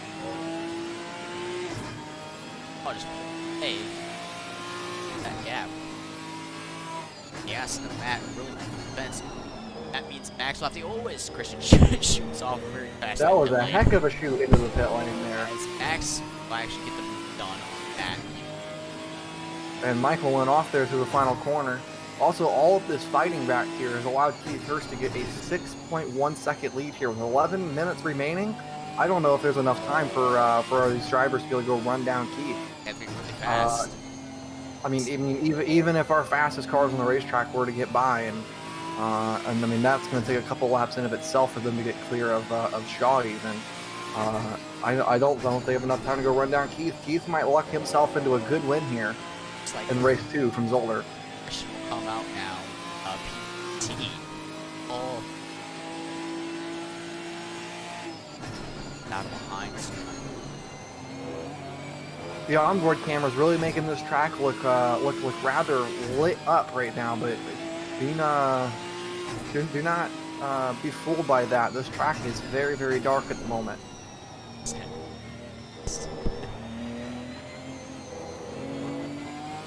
There's not a lot of ambient light. Headlights are mandatory. I mean, they're not necessarily mandatory like per our rule set. However, as you can see, the drivers are turning the headlights on because they just cannot see. Michael now looking actually side, which might get it done. Side by side now battling. Don't forget that that KTM, that was our second place car in qualifying. He's obviously got the really good pace. If he can get by Shaw here and get it by quickly, he might just have enough time to go run down Keith up front. Still staying. Massive defense there from Shaw. Very good play, and of course Keith Hurst is loving every minute of this. The more they battle, the more his lead is. Matt, now they look at the tries the inside line. He will actually defend Michael.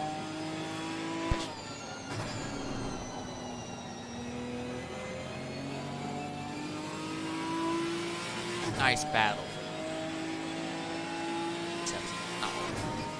That's just. That's Max getting near Shaw touch there. Oh, and then he turns him. Back in front of Michael. Right in front of the Porsche of Michael. Oh man, that is a very unfortunate blow for him. Chris Bruno having to slow down to not be involved in that contact as well. Oh, you know that Michael is super duper frustrated there. Here comes Kozik now looking around the outside of Neal down towards turn 7. Unintentional bystander.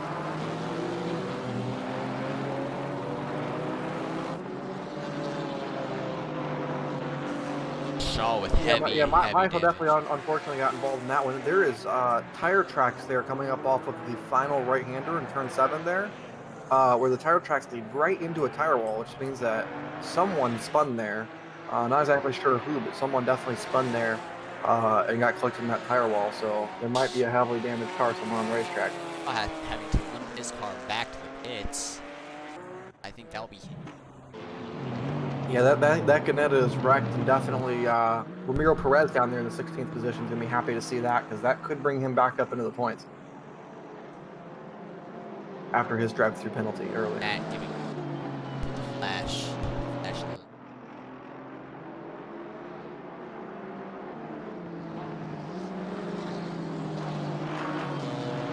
So Max Leinart here with 8 minutes remaining has 7 seconds to gain. Do we think that he can get it? Not sure. Michael also in the pits now. I mean, it's got to be. It's the only thing that can make sense. Maybe he's just trying to come in, just get a repair, and hope that he can still come out in that 15th spot. Because don't forget that only one car in this race will not be scoring points. So depending on who gets out of the pit lane faster there between Loeffler and Shaw, that's who's going to get that final 1 point.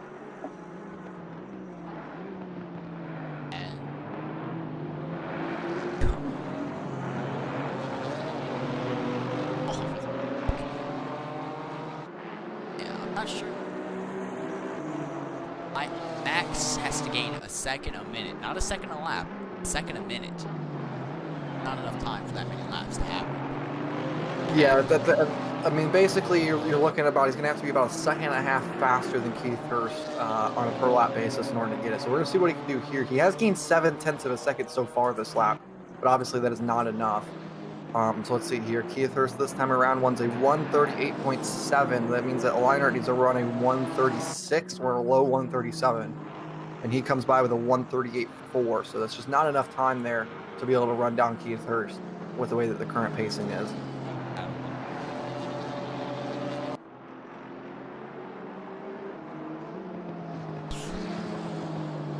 as there are barge boards all over this racetrack right now. Just the Pirelli billboards are everywhere. They want to make sure that you know that they're racing on Pirelli tires right now. As we see Michael now exiting the lane, he'll come out west of this Dixon Pompez.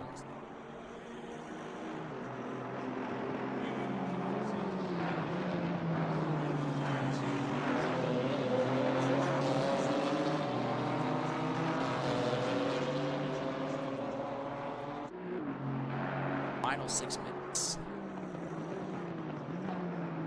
Loeffler has exited the pit lane there with a repaired car and is in 15th place. Shaw is still in the pit lane. I imagine that Shaw is just going to retire that car. I mean, he could come back out and hope for a big incident, but I do believe he's going to be multiple laps down even to Loeffler, the car in front. So the chances of a position there are going to be very slim for Shaw. Very unfortunate. He had a really good race, lucked out into a P2 after the lap 2 incident there, and ran a really good race the whole way through, and unfortunately is going to finish outside of the points. But obviously penalties are still yet to be accumulated or handed out, so he could always find himself jumping up depending on the egregiousness of said incidents and penalties. So here comes Marco Kozik looking his way on the back of Matt Neal. 5 minutes remain here at Zolder.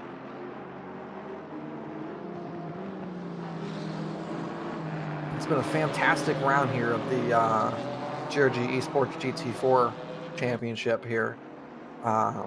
These cars are always really great fun to watch, and it's we're glad to see that these drivers are trying to put on a show. And none of them are leaving anything on the table, obviously, as we've seen by all the incidents here so far today. They are all wanting every little thing that they can get on every single lap.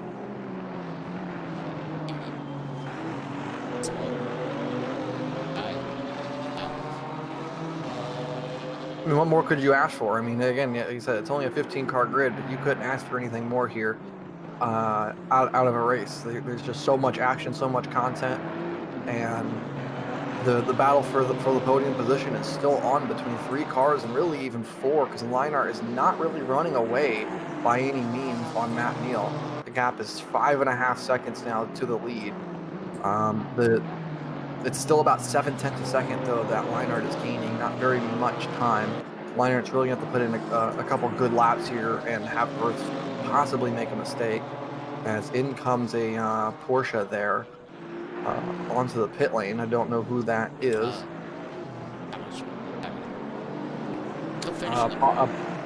Possibly an underfuel of the race car.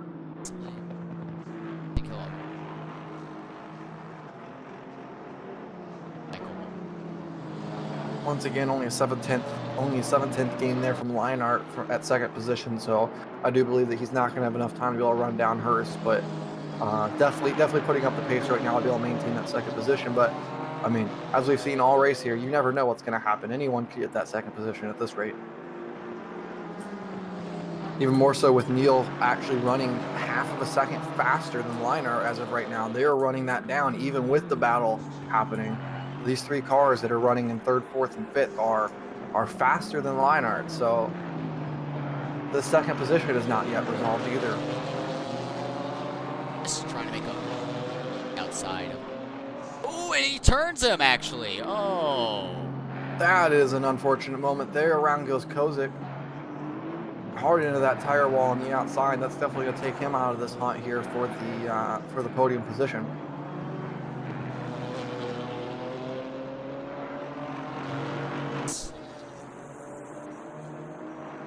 Bruno then runs wide there in turn 7. That's pulling him out of the hunt of Matt Neal. But now Neal no longer has attack from behind. It's going to allow him here for these final 2 laps of the race to really put his head down and try to set a good pace. Can he go get that P2 from Max Leinart?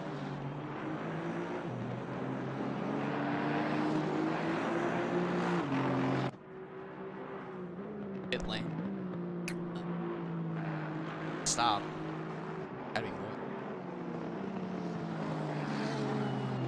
Bosey could possibly be that car that I pointed out that went with that spin off of turn 7 of that tire wall. That's possible. It is very possible that it was Bosey there at the tail end of the field. And yeah, it could be a possible just fuel and damage pit there at the end. Loftor's going to like that one here, at least for the current running. It's going to put him up to 14th, giving him an extra point in the race standings. There's a lot to dissect here. You're going to have your work cut out for you there, Ethan, Yay! and the race officiating. Lots of moments in this race. Honestly, we may just have to rewatch almost the entire thing. It's okay.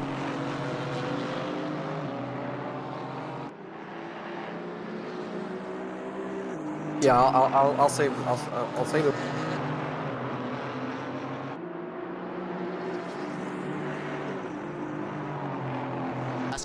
Last minute.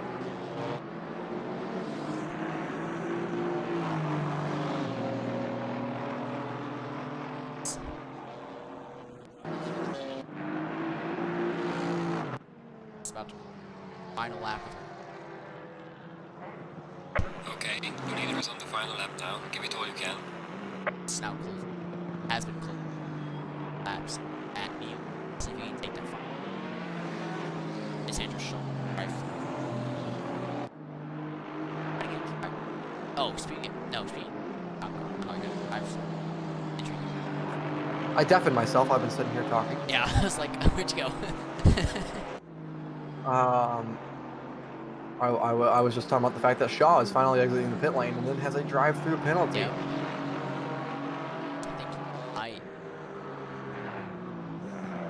I was also saying that I had saved the replay for you, in case if you need it for whenever you had that disconnect.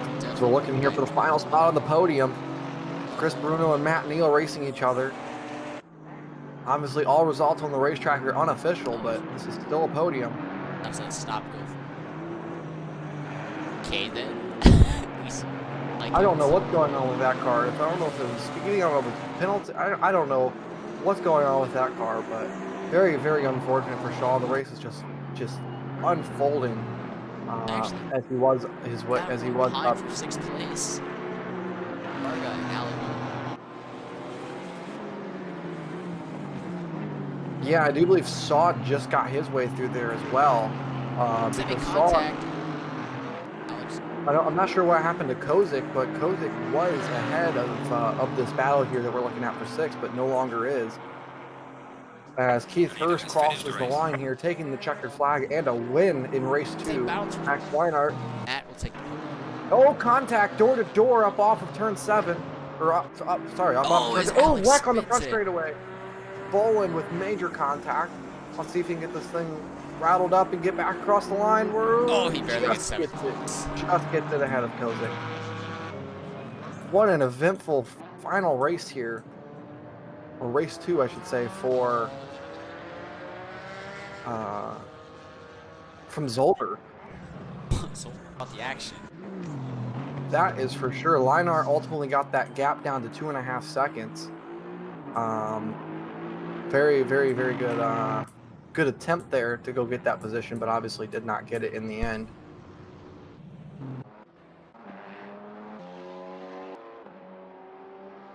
Keith Hurst with a mega win. Yeah, he came out very lucky after that lap one.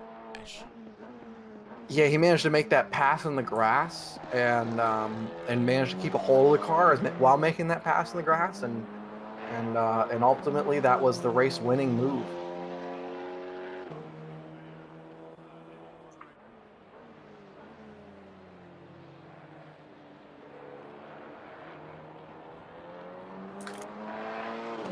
Across the line. Something.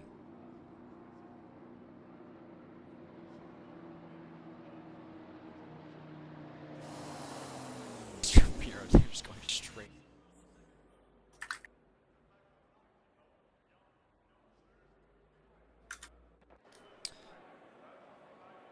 Green light, give it all you can.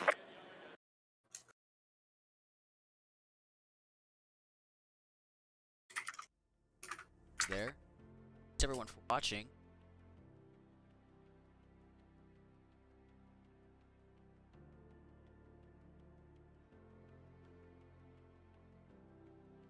Interesting. It didn't give you the freaking. You don't have the layer there either. The image. I don't know. Because there's an image that was built specifically for this scene as well, but that's just good. It's good enough. At least it's displaying everyone's name. Obviously, the new subscription from Boonatix that happened today as well. He'll be added to that list of Twitch subscribers going into next week. Thank you very much for that subscription, Boonatix, and of course Derek with the resub. 2 months now. Thank you to everyone for supporting us here and allowing us to continue to do these races. I hope that everyone did enjoy this, and definitely hope you all rewatch this. The VODs are not only on Twitch, but they are on YouTube as well. So do be sure to go and tune into that on our YouTube channel. Is that the command? I don't freaking know what the command was. I don't know. All right, there we go. All right, there's YouTube. Be sure to go to our YouTube. Of course, check out our website, www.grgesports.com. Follow us on Twitter, of course. I'm pretty sure I set that one up. And of course, join us on Discord, invite.gg/grgesports. Be sure to check out our sponsors and Sim Stickers and Rack Service, our server hosting provider. If you have any needs with them, be sure to if you wish to host servers on ACC, Rack Service is definitely the way to go. They have very good, consistent services, and their support is fantastic. And Sim Stickers, of course, if you need anything exactly as the name says, stickers for your sim rig, that's the place to go. Send them like AI file. Anyway, Oh yeah, does he do custom ones now? Awesome. like a month. Awesome. That definitely, that's cool because it allows you to be able to order in the awesome GRG colors if you so wish. Yes, thank you everyone for tuning in here on our Twitch channel. Next